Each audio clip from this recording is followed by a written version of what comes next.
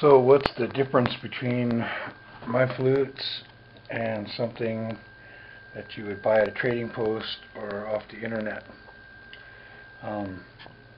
Okay, first of all, again, my flutes are hand carved. They're not machine made. Everything about them is done by hand with hand tools. You can look down in there and see that it's all hand carved.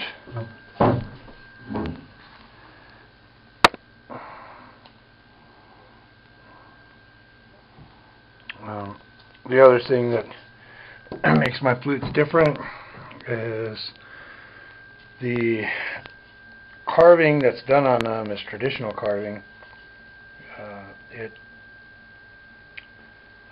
replicates or reproduces the same type of bird effigies and images that I've seen in 23 years of studying Northern Plains flutes, everywhere from Montana Historical Society to Wyoming to South Dakota, Minnesota, Nebraska, Colorado,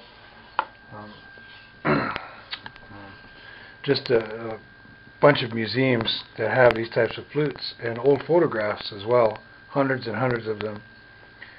Here you have some antique brass tacks that I've used for the eyes of the bird, which were a very common theme.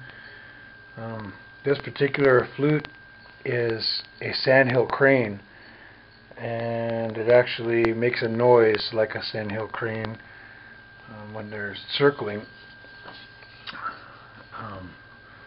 I'll reproduce that in the third video, but the other thing that makes my flutes different is the effigies that go on top. This is just a rough out. What it represents is a snapping turtle, and there's actually, he's coming out of his shell to eat a fish, and actually what we have going on here is a snapping turtle going for the fish and a sandhill crane that's going for the fish. Who's going to get the fish? So there's actually a story that goes with this flute about nature and the struggle for life.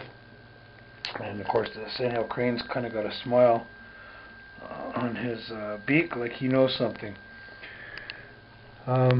Usually this one again is kind of, I like this. It's funny because it's a prairie dog, but I actually did the carving backwards. So what winds up happening is when you're playing it, you're looking at his butt. There he goes wagging his tail. When you adjust the tuning block, you can just pretend the prairie dog's happy.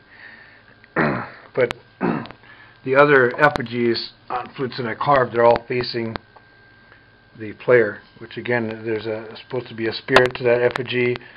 Perhaps that particular flute player has an affinity or a medicine with that particular animal or figure, and they face the player almost always when you look at old flutes.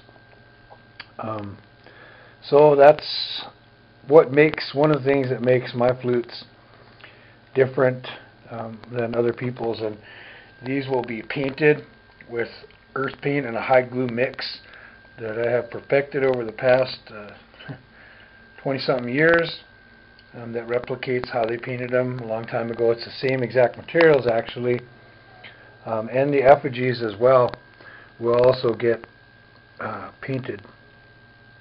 You know, there's a lot of wonderful flute makers now that make these wonderful, nice modern flutes that are very in tune perfectly, and they sound great. But there's something different about the old flutes, and you know, things evolve, and that's understandable. But what I'm purposely intent on doing is keeping this old way of making flutes alive. It's how I was taught. For example, there's a 1 finger space in between each of these holes, 4.5 fingers from the this sound hole, or 5 fingers actually, sorry, to that hole. I was taught that this is my tape measure. That's the old man that taught me how to make flutes. That's how he taught me, and he had come from, he said in his family, 6 generations of flute makers. Also, I use brain tan hide to tie on the tuning block and to decorate, and I use real sinew. This is what you would see in museums.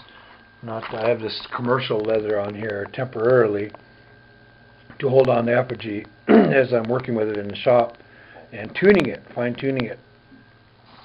And I have a whole plethora of files that I use to tune those.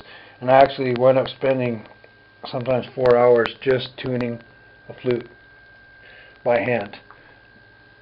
So that's what makes my flutes different than a flute you'd buy in a trading post or